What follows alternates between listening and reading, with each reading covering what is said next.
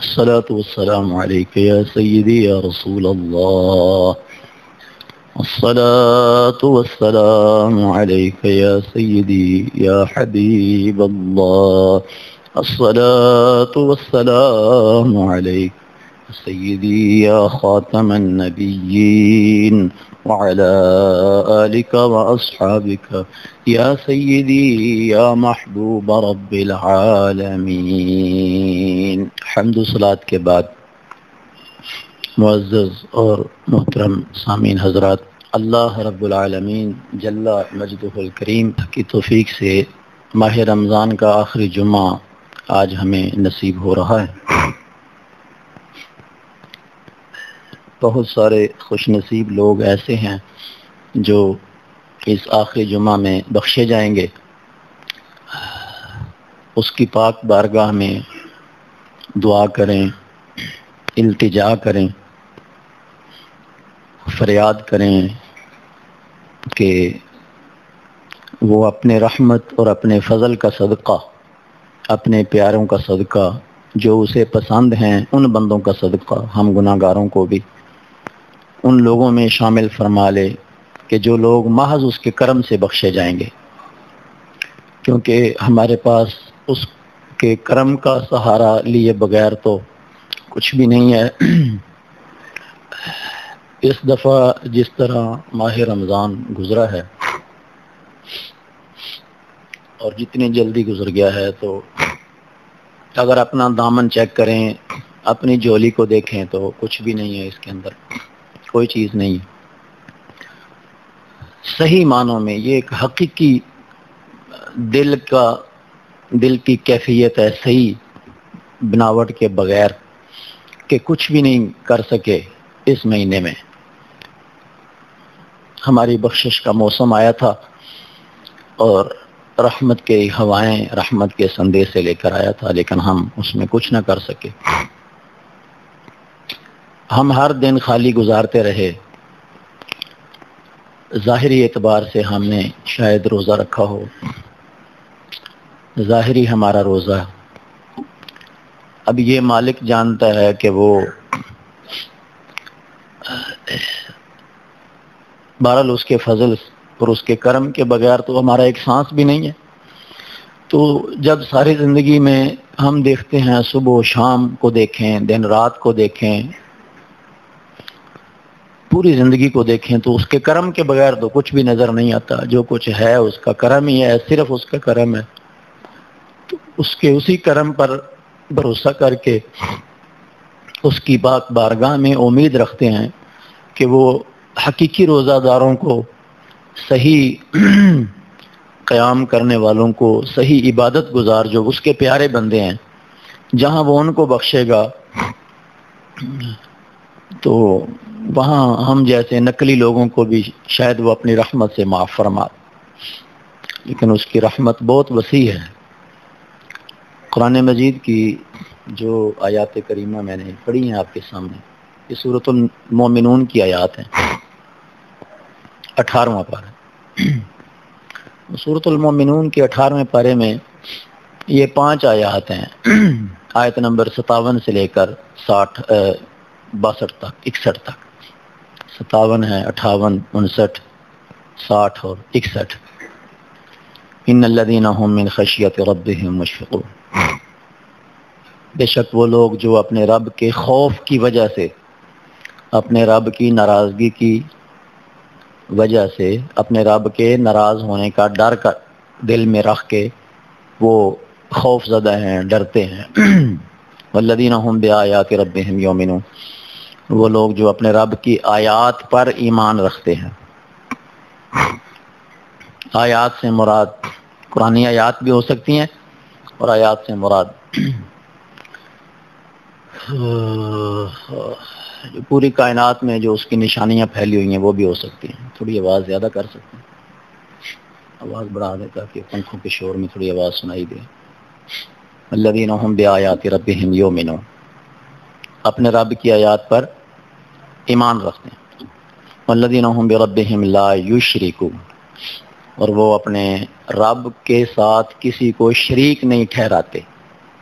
اللہ کو وحدہ لا شریک ٹھہراتے ہیں. عثمان کو بلا کے بتاؤ. الذین هم بربهم لا یشرکون والذین تو اب یہ جو آیت ہے یہ ذرا میں نے اصل مقصد اس پر تھوڑی سی گفتگو کرنی ہے. یہ آیت نمبر 60 ہے سورۃ المومنون کی. والذین یؤتون ما اتوا وقلوبهم وجلة انہم الی ربہم راجعون. وہ لوگ جو یؤتون ما اتوا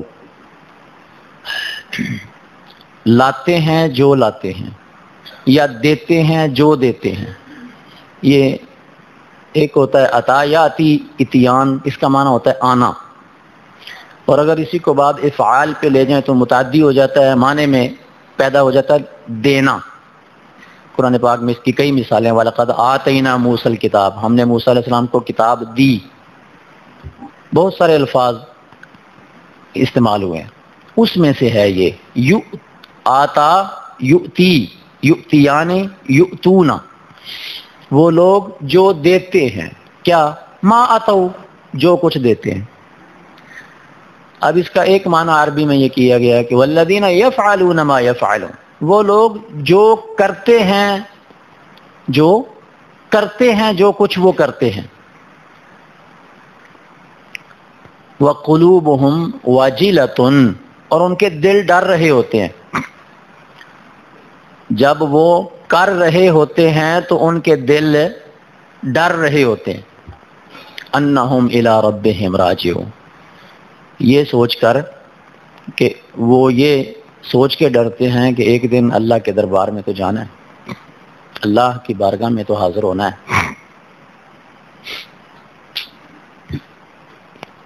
سیدہ ام المومنین حضرت عائشہ صدیقہ رضی اللہ تعالی عنہا نے اس آیت کے بارے میں رسول اللہ صلی اللہ علیہ وسلم سے پوچھا کہ حضور مجھے اس آیت کا مطلب سمجھائیں.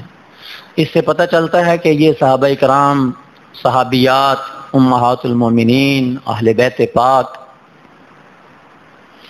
یہ ان لوگوں کا مزاج تھا کہ پورے قرآن میں سے جس آیت کی سمجھ نہیں آ رہی، جب تک وہ رسول اللہ سے سمجھ نہیں لیتے تھے تب تک اس کو چین کی نیند نہیں آتی تھی. یہ ان کے مزاج کا حصہ تھا کہ قرآن آیا ہے اللہ کا، سارے قرآن کی سمجھ آ گئی ہے، جو پڑھا ہے مطلب سمجھ آ گیا ہے، لیکن یہ ایک آیت جس کی سمجھ نہیں آ رہی تو اس کو کیوں چھوڑ دیں؟ کیا اللہ کا ہم سے اس میں کوئی کلام نہیں ہے؟ تو یہ صحابہ کرام کے کئی واقعات ایسے ملتے ہیں کہ کسی ایک آیت کی اگر ان کو سمجھ نہیں ہوتی تھی، جسٹ ایک آیت، باقی ساری سمجھ ہے، تو اس ایک آیت کو سمجھنے کے لیے انہوں نے ملکوں ملک سفر کیا ہے، کئی ملکوں کا سفر کر کے جس بندے کو سمجھ تھی اس بندے کے پاس پہنچے ہیں اور جا کے پوچھا ہے کہ جناب اس کا معنی کیا ہے، اس کا مطلب کیا ہے، آپ اس کا مفہوم سمجھائیں. اماں جی فرماتی ہیں میں نے حضور سے پوچھا یا رسول اللہ یہ جو سورۃ المومنون کی آیت نمبر 60 ہے، اس میں اللہ تعالیٰ فرماتا ہے کہ وہ لوگ جو کرتے ہیں سو کرتے ہیں، پر جب وہ کر رہے ہوتے ہیں تو ان کا دل ڈر رہا ہوتا ہے. وجلت قلوبہم وجلۃ، یہ سوچ کر کہ انہم الی ربہم راجعون، کہ اللہ کی بارگاہ میں جانا ہے، اللہ کے حضور پیش ہونا ہے، مالک کی بارگاہ میں حاضری دینی ہے، یہ سوچ کر وہ اپنا عمل کرتے ہوئے ڈر رہے ہوتے ہیں. تو حضور اس سے کون لوگ مراد ہیں؟ اماں جی کے ذہن میں جو بات تھی وہ یہ کہ شاید مسلمانوں میں سے وہ لوگ مراد ہیں کہ جو ہیں تو مسلمان لیکن ان سے کوئی گناہ ہو جاتا ہے، غلطی ہو جاتی ہے، تو جب وہ کوئی گناہ کر رہے ہوتے ہیں تو ایمان کی اندر جو حرارت ہے اس کی وجہ سے گناہ کے دوران بھی ڈر رہے ہوتے ہیں. یہ اماں جی کے ذہن میں یہ تھا کہ شاید اس کا یہ مطلب ہے. اب اس میں آپ نے پوچھا سرکار سے کہ کیا اس سے وہ بندے مراد ہیں کہ هو الذی یزنی ویسرق ویشرب الخمر وهو یخاف اللہ، یا رسول اللہ اس سے وہ لوگ مراد ہیں کہ جو زنا کرتے ہیں، چوری کرتے ہیں، شراب پیتے ہیں، یہ کبیرہ گناہ ہے نا سارے، تو یہ گناہ وہ کرتے ہوئے اللہ سے ڈر رہے ہوتے ہیں کہ گناہ تو ہم کر رہے ہیں لیکن ایک نہ ایک دن اللہ کی بارگاہ میں جانا تو ہے، تو گناہ کرتے ہوئے بھی دل میں احساس ہوتا ہے، ڈر ہوتا ہے، خوف ہوتا ہے، یہ وہ لوگ مراد ہیں جو اللہ تعالیٰ جن کا ذکر فرما رہا ہے؟ تو رسول اللہ صلی اللہ علیہ وسلم نے فرمایا نہیں اے صدیق کی بیٹی، تو نے غلط سمجھا ہے، اے صدیق اکبر کی بیٹی، تجھے اس آیت کا مفہوم نہیں آتا، تو نے غلط سمجھ لیا ہے، اس سے وہ لوگ مراد نہیں ہیں جو گناہ کرتے ہیں تو ڈرتے ہیں۔ تو حضور پھر کون مراد ہیں؟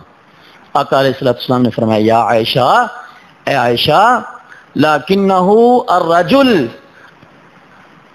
الذی یصلی ویصوم ویتصدق ویخاف الا یتقبل منہ۔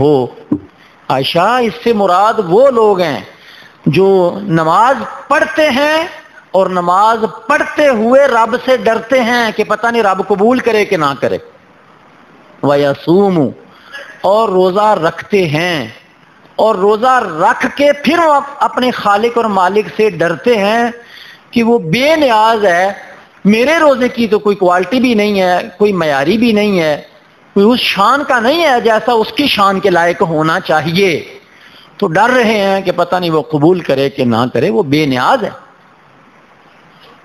انہوں کسے دا پار ہے، انہوں کسے دا پار نہیں، وہ بے نیاز ہے، تو کہیں وہ قبول ہی نہ کرے۔ وَيَتَصَدَّقُوا اور وہ لوگ ہیں جو صدقہ دیتے ہیں، خیرات کرتے ہیں، بخیل نہیں ہیں، اللہ کی راہ میں دے رہے ہیں اور دیتے ہوئے پھر ڈرتے ہیں، دے رہے ہیں، دینے کی حالت میں ڈر رہے ہیں کہ پتہ نہیں وہ بے نیاز قبول کرے یا نہ کرے، پتہ نہیں وہ قبول کرتا ہے یا نہیں کرتا، وَيَخَافُ أَلَّا يُتَقَبَّلَ مِنْهُ، فرمایا اس بات کا ڈر ہے کہ کہیں قبولیت سے نہ رہ جائیں، اور وہ بڑا بے نیاز ہے، اس کو کسی چیز کی ضرورت نہیں ہے، اس کو کسی چیز کی ضرورت نہیں ہے، وہ کسی کی عبادت کا محتاج نہیں ہے۔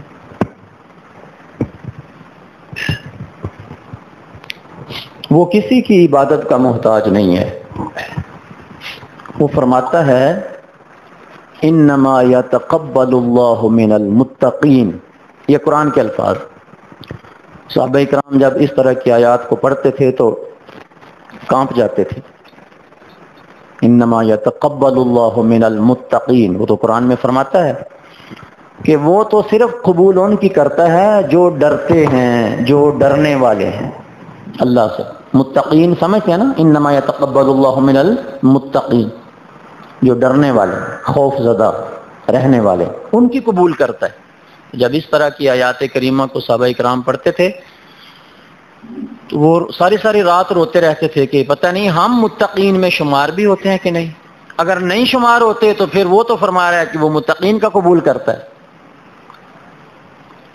یہ جو خوف ہے دل کے اندر، یہ ایمان کی نشانی، یہ انسان کے دل کے اندر اگر ہو تو یہ ایمان کی نشانی ہے کہ اندر ایمان ہے، کوئی ڈر ہے، کوئی خوف ہے۔ میں اس کی تفسیر میں دیکھ رہا تھا، تفسیر ابن کثیر کے اندر بڑی خوبصورت تفسیر ہے ابن کثیر، اس آیت کی تفسیر میں وہ امام حسن بصری کا ایک قول لائے، بڑا خوبصورت قول۔ حضرت خواجہ حسن بصری فرماتے ہیں مومن کے اندر دو چیزیں ہوتی ہیں، مومن کے اندر، مومن کی نشانی ہے کہ وہ نیکی کرتا ہے اور نیکی کرنے کے باوجود اللہ سے ڈرتا ہے، اور فرمایا منافق کی بھی یہ ایک نشانی ذہن میں رکھ لو کہ وہ برائی کرتا ہے اور برائی کر کے بھی اللہ سے کوئی نہیں ڈرتا، وہ مطمئن ہوتا ہے۔ یہ منافق کی نشانی ہے کہ برائی کرتا جائے اور دل میں کبھی خوف ہی نہ آئے کہ میں کیا کر رہا ہوں، کیوں کر رہا ہوں، مرنا ہے، اللہ کی بارگاہ میں جانا۔ یہ باتیں اس کے ذہن میں آتی، مومن کے ذہن میں کیا ہوتا ہے؟ نیکی کر رہا ہے، نماز پڑھ رہا ہے، روزہ رکھتا ہے، عبادت کرتا ہے، قیام کرتا ہے، صدقات دیتا ہے، غریبوں کی مدد کرتا ہے، صدقہ اور خیرات دے رہا ہے، راہ خدا میں لٹا رہا ہے، ظاہری عبادتیں ہیں، باطنی عبادتیں ہیں، تنہائی کی عبادتیں ہیں، خلوت کی عبادتیں، جلوت کی عبادتیں ہیں، اجتماعی ہیں، انفرادی ہیں۔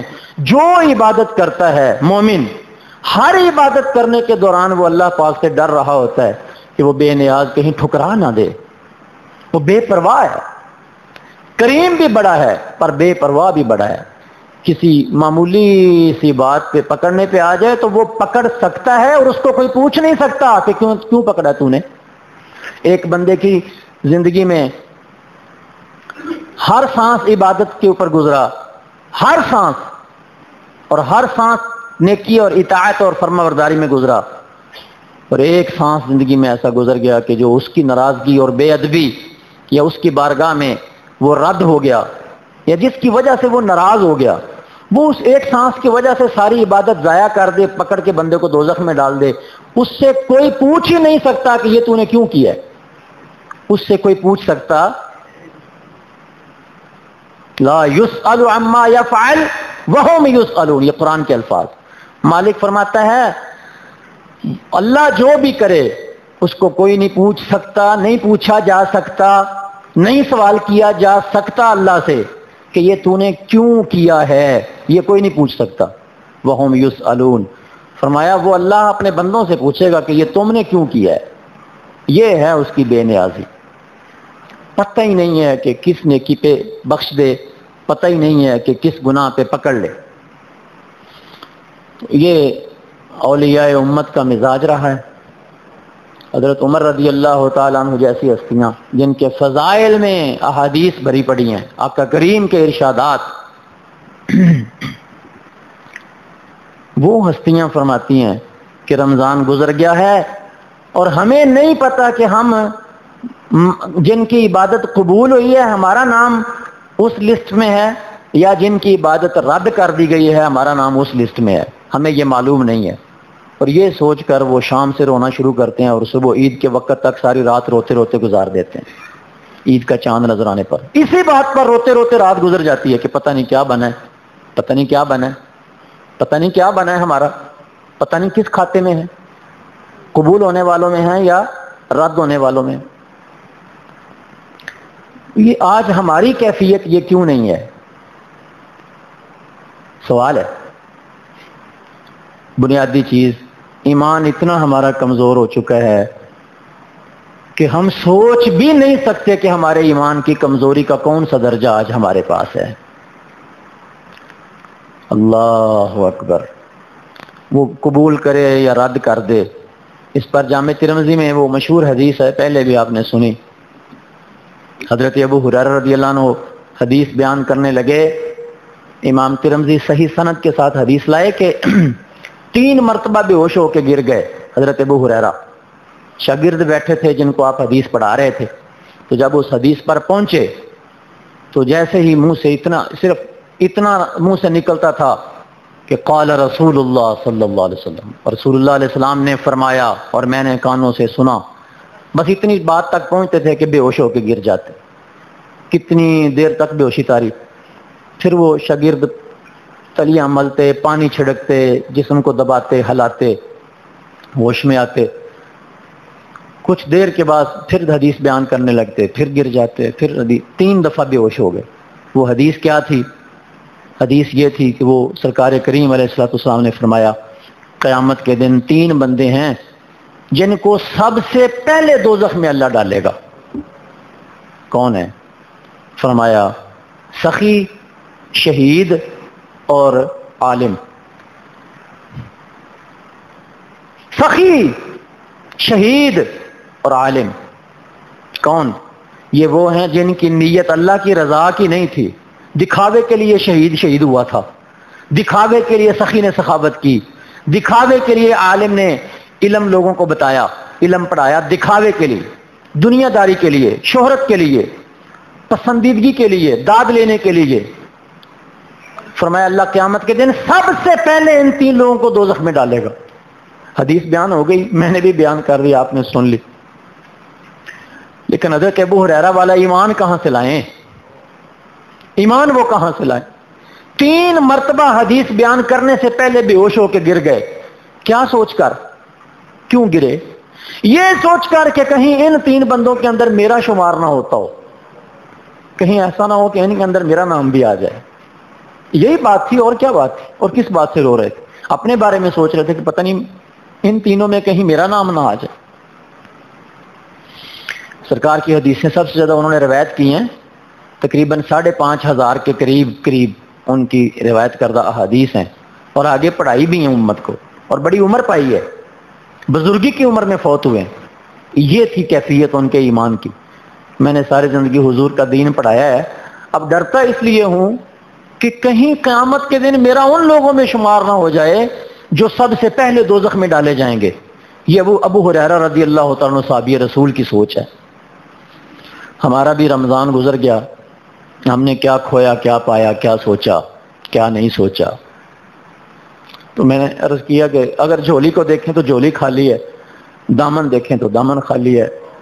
رمضان کی 25 راتیں گزر گئیں، آج 25واں روزہ ہے نا، 25 راتیں گزر گئیں، اور ہم ان 25 راتوں میں ہم نے کیا کیا؟ 25 دن گزر گئے، اور ہم نے ان 25 دنوں کے روزوں سے کیا سیکھا؟ روزہ سکھاتا ہے کہ جہاں اللہ کا حکم آ گیا وہاں رک جاؤ، یہ سکھاتا ہے۔ کیا ہم نے اپنی تربیت کے اندر روزے کا یہ سبق شامل کر چکے ہیں؟ جو کر چکا ہے اسے بڑی مبارک ہو، اس کا رمضان کامیاب ہو گزر گیا۔ اور اگر ہم آج بھی 25ویں روزے بھی اسی جگہ کھڑے ہیں جہاں پہلے روزے کھڑے تھے، اور جمعۃ الوداع جو ہے نا رمضان کا، اس کے بعد شوال کا پہلا جمعہ، عید کے بعد جو جمعہ پہلا ہوتا ہے وہ پورے رمضان کا جمعۃ النتیجہ ہوتا ہے۔ جمعۃ النتیجہ، آپ نے پورے رمضان میں کیا سیکھا؟ تو وہ شوال کے پہلے جمعے میں نظر آ جاتا ہے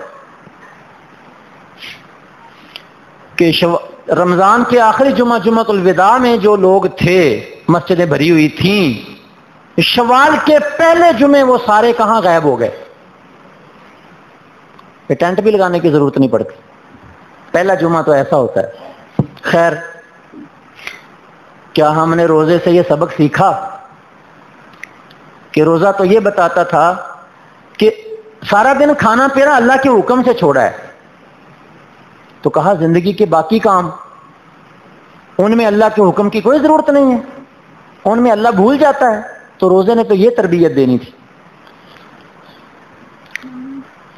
میں آپ کے سامنے اپنی زندگی کی گزری ہوئی پوری زندگی کا خلاصہ اگر رکھوں، یہ مسائل جو ہمارے اندر کے مسائل ہیں، اندر کے، ہمارا اندر ٹھیک نہیں ہے، ہمارا اندر ٹھیک نہیں ہے۔ اگر اندر ٹھیک ہو جائے نا بندے کا، باہر اور ظاہر سارا ٹھیک ہو جاتا ہے۔ جب اندر ٹھیک نہ ہو تو بندہ باہر سے قابو نہیں کر سکتا اپنے آپ کو۔ اس کا حل کیا ہے؟ پوری زندگی کا خلاصہ جس پہ میں نے غور و فکر کیا ہے، میں نے کیا، میرے آقا کے فرمان ہیں، احادیث ہیں، کہ ہمارے سارے مسائل کا حل اللہ کا قرآن ہے۔ کیا ہے؟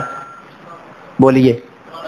اس قرآن سے جڑ جانا، اس قرآن سے جڑ جانا، سمجھ کر پڑھنا، محبت اتنی پیدا کر لو قرآن کے ساتھ، اتنا عشق پیدا کر لو کہ آپ اپنی زندگی کے کسی معاملے کو بھی حل کرنا چاہو، قرآن کو کھولیے، قرآن آپ کو بتاتا ہے کہ آپ کی زندگی کے اس مسئلے کا حل فلاں جگہ لکھا ہوا ہے۔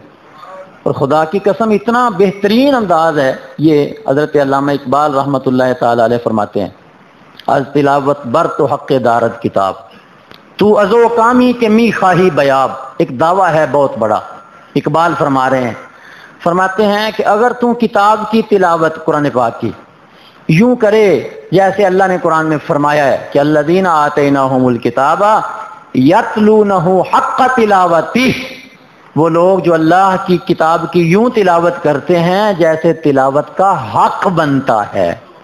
فرمایا اگر تو اس کا حق ادا کر کے تلاوت کرے تو ازو کامی کے می خواہی بیاب، تیری زندگی میں کوئی کام ایسا نہیں ہے جس کام کا حل اللہ نے قرآن میں بیان نہ فرمایا ہو۔ یہ علامہ اقبال کا دعویٰ ہے۔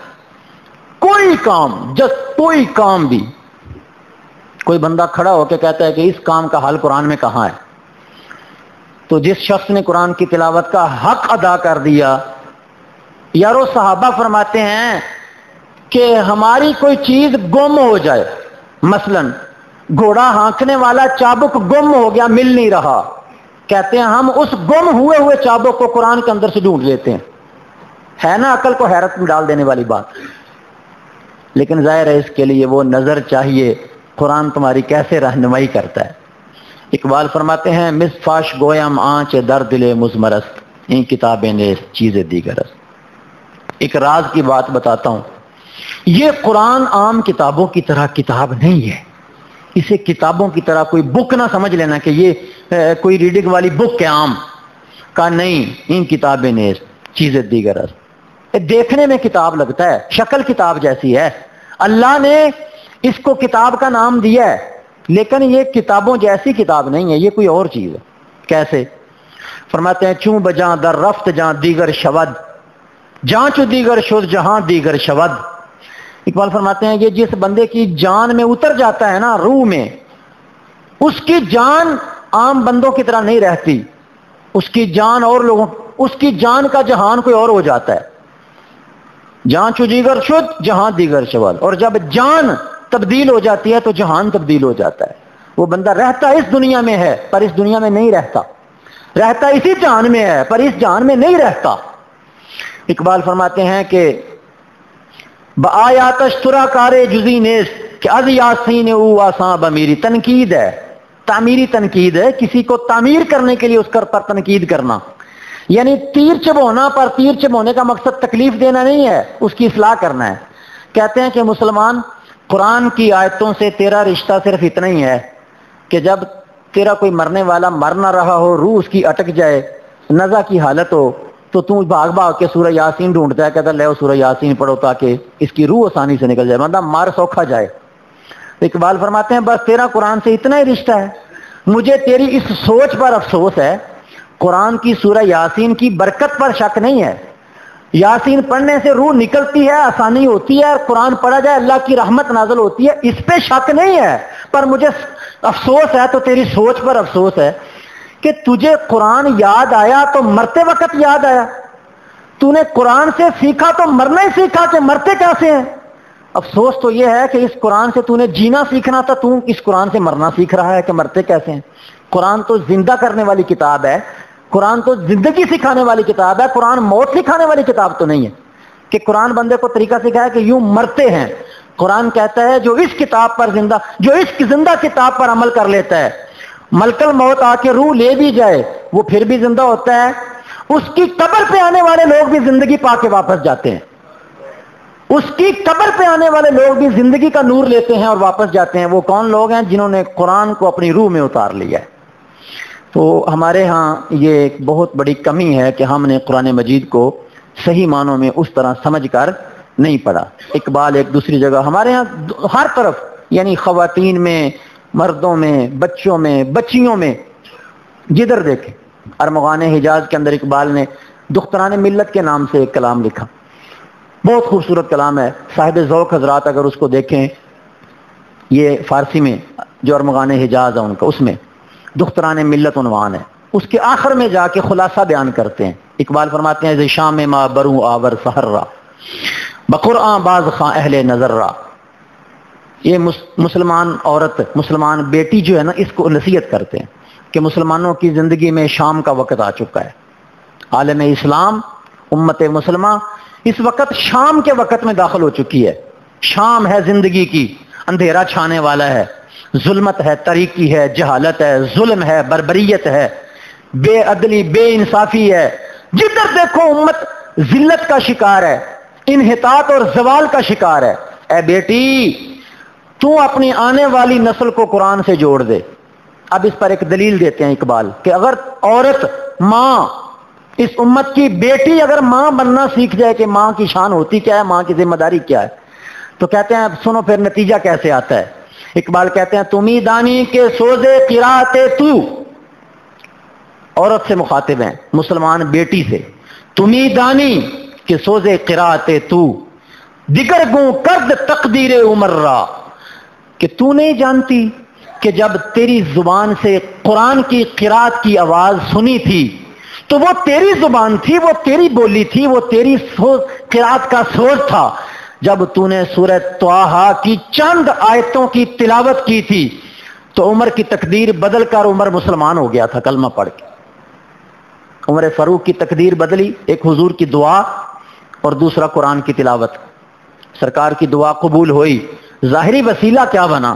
اپنی بہن کی زبان سے قرآن کی چند آیتیں سنی اور عمر نے کہا کہ جو کچھ مجھ سے پہلے ہوا، میں نے تمہیں مارا، پیٹا، ظلم کیا، خون تمہیں بہا دیا مار مار کے تمہارا، مجھے معاف کر دو، میرے ہاتھوں کو باندھو اور میرے ہاتھ باندھ کے حضور کی بارگاہ میں لے جاؤ۔ اس قرآن کی تاثیر نے عمر کو مسلمان کر دیا تھا۔ اقبال کہتے ہیں وہ قرآن پڑھنے والا کون تھا؟ وہ کہتے ہیں کہ تو نمی دانی کے سوزے قرات تو، اے مسلمان بیٹی بہن، وہ تو تھی، وہ تیری آواز تھی، وہ تیری آواز کا سوز تھا جو عمر کا دل چیر گیا، جو عمر کے دل کو تبدیل کر گیا، وہ تیری آواز کا سوز تھا۔ کہ تو آج قرآن سے دور ہے، تیری نسل قرآن سے دور ہوگی، تیری نسل قرآن سے دور ہوگی تو توقع کہاں سے آئے گی؟ قرآن سے کون جوڑے گا؟ آج ہم سوچیں نا کہ ہماری مائیں بہنیں بیٹیاں وہ قرآن سے دور ہیں، اور ہم ایک اچھی نسل کی توقع ان سے رکھتے ہیں، ایک اچھی قوم کا مستقبل ان کے اندر دیکھتے ہیں، کیسے ہو سکتا ہے؟ تو اس قرآن پاک کے اندر امت نے بڑے مختلف طریقوں سے محبت کا اظہار کیا ہے، بڑے مختلف طریقوں سے، اور آج ہم اتنے بے ذوقی آ گئی۔ اقبال نے فرمایا العجب ثم العجب ثم العجب صاحب قرآن و بے ذوق طلب۔ اقبال کہتے ہیں مجھے تعجب ہے اور تعجب ہے، اور میں حیران ہوں اور میری حیرانگی کی کوئی حد نہیں ہے۔ کیوں؟ کہا جو امت قرآن کی وارث ہے وہ امت بے ذوق کیسے ہو سکتی ہے؟ قرآن کی وارث کی امت اور امت بے ذوق ہے، طلب ہی کوئی نہیں، ذوق ہی کوئی نہیں، تڑپ ہی کوئی نہیں قرآن کو سمجھنے کا۔ تو مختلف طریقوں سے 114 صورتیں نا قرآن پاک کی، ایک مضمون دیکھیں کتنا خوبصورت مضمون ہے۔ ایک بندے نے قرآن کو اس اینگل سے پڑھنا شروع کیا اور اس نے اپنی پڑھائی کا سارا نتیجہ مضمون کے اندر نقل کر دیا۔ وہ کہتا ہے میں نے پورے قرآن کو اس الفاظ سے دیکھنا شروع کیا کہ قرآن کی 114 صورتیں ہیں، تو 114 صورتیں کس لفظ سے شروع ہوتی ہیں؟ تو کہتا ہے کہ 14 صورتیں ایسی ہیں جو اللہ کی تعریف، اللہ کی تسبیح اور اللہ کی صفت و ثنا سے شروع ہوتی ہیں، یعنی الحمدللہ سے شروع ہوتی ہیں ان میں سے، اور کچھ صورتیں تبارک الذی شروع ہوتی ہیں، اور کچھ صورتیں سبحان الذی یا سبحان یا سبح یسبح اس سے شروع ہوتی ہیں، 14 صورتیں۔ پھر وہ صورتیں جن کے شروع میں حروف مقطعات ہیں، یہ لوح قرآنی لکھا ہوتا ہے، لوح قرآنی حروف مقطعات، تو کہتے ہیں 29 صورتیں اس کی ہیں، اور وہ ہر صورت کا نام اس کے اندر لکھا ہے۔ 29 صورتیں وہ ہیں جن کے شروع میں حروف مقطعات ہیں، اور پھر 10 صورتیں ایسی ہیں جن کو اللہ نے حرف ندا سے شروع کیا ہے، یا ایہا، اب اس کے بعد یا ایہا النبی کہیں ہے، یا ایہا المزمل ہے، یا ایہا المدثر ہے، یا ایہا الذین آمنوا ہے، یا ایہا الناس، یہ کہ اللہ حرف ندا سے کتنی صورتوں کو شروع فرماتا ہے۔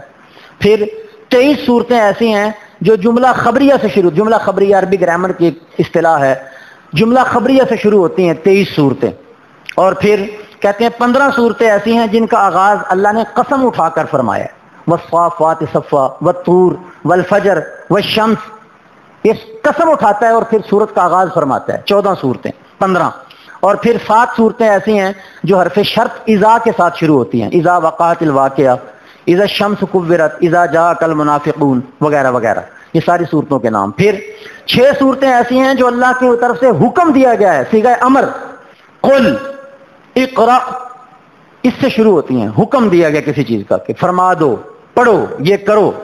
اور 6 صورتیں ایسی ہیں کہ جو سوالیہ حرف سے شروع ہوتی ہیں، سوالیہ نشان اللہ نے شروع میں لگایا ہے، جیسے هل اتى على الانسان حين من الدهر عما يتساءلون، هل اتاك حديث الغاشية، الم نشرح لك صدرك، الم تر كيف فعل ربك بعاد، الم تر كيف فعل ربك باصحاب الفيل، ارايت الذي يكذب بالدين، یہ سوالیہ انداز ہے۔ اور 3 صورتیں ایسی ہیں کہ جن کے اندر، جن کا شروع آغاز کسی نقصان دینے والے لفظ سے آغاز ہوتا ہے، یعنی کمال کا قہر اور جلال اللہ کا نظر آتا ہے۔ ویل للمطففین، ویل لکل ہمزہ تبت یدا ابی لہب، بربادی ہے ناپ تول میں کمی کرنے والوں کے لیے، بربادی ہے چغلیاں اور عیب کرنے والوں کے لیے، اور برباد ہو گئے، ٹوٹ گئے ہاتھ ابو جہل کے۔ اور ایک صورت ایسی ہے پورے قرآن میں جو لام تعلیل کے ساتھ شروع ہوتی ہے، جس کے شروع میں لام تعلیل میں لام مکسور آتا ہے، لإیلاف قریش، یہ ذوق ہے نا۔ ایک ڈاکٹر ذکیہ بلغرامی ہے، اس نے اور کام کیا، کہ 114 صورتوں کی پورے قرآن کی آیات کس حرف پر کتنی آیتیں ختم ہوتی ہیں. مثلا الف پر کتنی آیتوں کا اختتام ہوتا ہے, با پر کتنی آیتیں ہیں پورے قرآن کی جن ختم ہو رہی ہیں, سا پر کتنی آیتیں ہیں جو ختم ہو رہی ہیں. یہ دلچسپی ہے قرآن کے ساتھ لوگوں کو, یہ شوق ہے قرآن کو ہر اینگل سے دیکھنے کا. تو آج ہمارے اندر یہ شوق اور ذوق نہیں ہے. آقا جان عالم صلی اللہ علیہ وسلم جس وقت قرآن پاک کی تلاوت فرماتے تھے نا, فرضوں کے علاوہ, فرضوں میں تو جو قرآن کے الفاظ ہیں جینوین وہی پڑھنے ضروری ہیں, اس میں کوئی اور لفظ اپنی طرف سے ایڈ نہیں کر سکتے. لیکن فرضوں کے علاوہ نفل کے اندر حضور جب قرآن پڑھتے یا نفلوں کے علاوہ ویسے زبانی قرآن کی تلاوت فرماتے, تو حضور کا طریقہ یہ تھا کہ جہاں جنت کا بیان آتا ہے وہاں رک کر حضور جنت کی دعا مانگتے اللہ پاک سے. جہاں جہنم کا بیان آتا ہے, چاہے نفل نماز ہو, نفلی نماز کے اندر بھی حضور وہاں اس جنت والی آیت پہ جنت کا سوال کرتے, جہنم والی آیت سے جہنم سے پناہ مانگتے. جہاں اللہ کی تسبیح اور حمد کا بیان ہے وہاں رک جاتے اور خوب دل لگا کے اللہ کی تسبیح اور حمد بیان کرتے. جہاں جس قسم کا مضمون ہوتا اس قسم کے دعائیہ الفاظ حضور اس کے اندر ایڈ کر دیتے. قرآن کی تلاوت کرتے کرتے بیچ میں اپنی طرف سے دعا شامل کرتے. جب سبح اسم ربک الاعلی پڑھتے تھے نفلوں میں یا ویسے ہی, تو حضور یہ آیت پڑھ کر رک جاتے اور کہتے سبحان ربی الاعلی, سبحان ربی الاعلی. سبح اسم ربک الاعلی ہے نا, اپنے رب کی پاکی بیان کرو جو بڑا اعلیٰ ہے. تو حضور فوراً وہاں کہتے سبحان ربی الاعلی, میرا رب پاک ہے جو بڑا اعلیٰ ہے. جب سورہ والتین کی آخری آیت الیس اللہ باحکم الحاکمین, کیا اللہ سب حاکموں سے بڑا حاکم نہیں ہے, تو حضور فرماتے بلا وانا علی ذلک من الشاہدین, کیوں نہیں میرے رب تو سب سے بڑا حاکم ہے اور میں خود اس بات پر گواہ ہوں کہ تو سب سے بڑا حاکم ہے. جب سورہ قیامہ کی آخری آیت پڑھتے الیس ذلک بقادر علی ان یحیی الموتى, کیا اللہ اس بات پر قادر نہیں ہے کہ وہ مردوں کو زندہ کرے, تو حضور اس وہاں رک جاتے اور رک کے کہتے بلا کیوں نہیں میرے اللہ میں گواہی دیتا ہوں کہ تو مردوں کو زندہ کرنے پر قادر ہے. یہ حضور کی تلاوت کا انداز ہوتا. آج یہ تلاوت کا انداز ہمارے اندر کیوں نہیں ہے؟ ہم تو ناظرہ پڑھ کے مطمئن ہو جاتے ہیں اور ساری زندگی ہم سمجھتے ہیں کہ بس یہی قرآن کا حق تھا جو ہم نے ادا کر دی. تو میرے پیارے بھائیو, رمضان گزر گیا اور ہم قرآن کے ساتھ وہ ربط وہ رشتہ قائم نہ کر سکے جو کرنا چاہیے تھا. اپنے بچوں کے لیے فکر مندی ہونی چاہیے. اپنے بچوں کو چھوٹی عمر سے 5-6 سال کی عمر سے بچوں کو عربی کے ساتھ جوڑیں, عربی کے ساتھ ان کی شناسائی پیدا کریں, عربی زبان سے ان کی محبت اور لگن پیدا کریں, تاکہ جیسے جیسے ان کا شعور بڑھتا جائے وہ خود بخود قرآن کی طرف اٹریکٹ ہوتے جائیں, وہ خود بخود قرآن کو سمجھ کر پڑھنا چاہیں. ان کا دل کرے کہ یہ قرآن میں کیا لکھا ہے میں سمجھنا چاہتا ہوں. جب ہم چھوٹی عمر سے بچوں کی تربیت اس طرح کریں گے تو یہ بچے قرآن کو ذوق شوق سے پڑھنا سمجھ کر شروع کر دیں گے. تو پھر میرے آقا و مولا علیہ السلام نے بشارت دی کہ فتنوں کے زمانے میں جو لوگ فتنوں سے بچ سکیں گے وہ ہوں گے جو قرآن کا دامن مضبوطی سے پکڑ لیں گے, قرآن کو سمجھ لیں گے. آج ہم قرآن سے دور ہیں. یا ایھا الذین آمنوا سے جو آیتیں شروع ہوتی ہیں پورے قرآن کے اندر 88 آیات ہیں. کتنی ہیں؟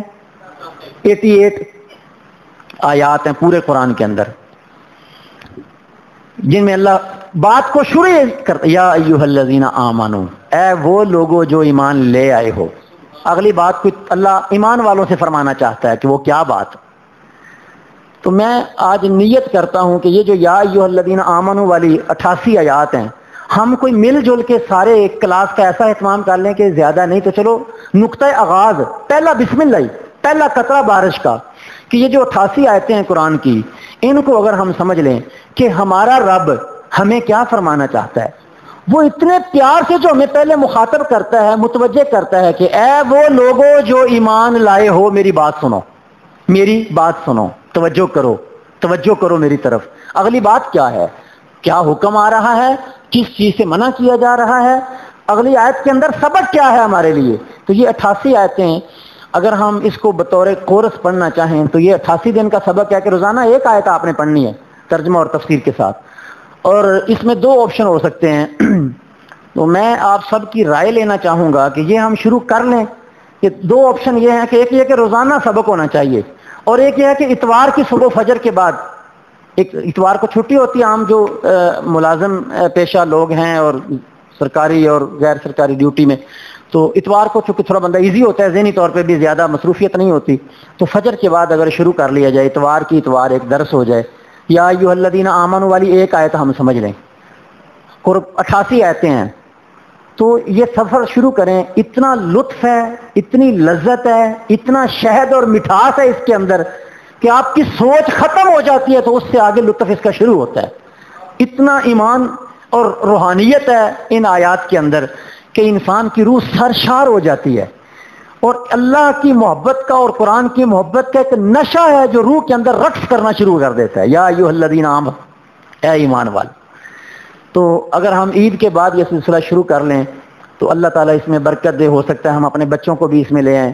پھر اس میں ہے کہ اگر ہم باپردہ اہتمام کر لیں تو خواتین بھی شامل ہو سکتی ہیں پردے میں، کیونکہ سب سے بڑی عورت بہت بڑی ذمہ دار ہے اپنے بچوں کی تربیت کرنے کے لیے. اگر عورت سنور جائے تو نسل سنور جاتی.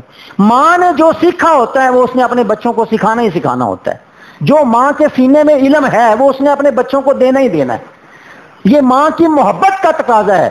وہ ماں ہی نہیں ہو سکتی جو اپنے سینے میں کوئی نفع والی چیز تو رکھتی ہے پر اولاد کو دیتی نہیں. وہ ماں کی ممتا کے خلاف ہے. ماں کی ممتا کا تقاضا یہ ہے کہ بچوں کے لیے جو چیز نفع بخش ہے، جو اس کے سینے میں ہے، وہ اپنے بچوں میں منتقل کرنا چاہے گی. یہ اس کی ماں ہونے کا تقاضا ہے. تو اگر ماں کی تربیت اچھی ہو جائے تو نسل کی تربیت.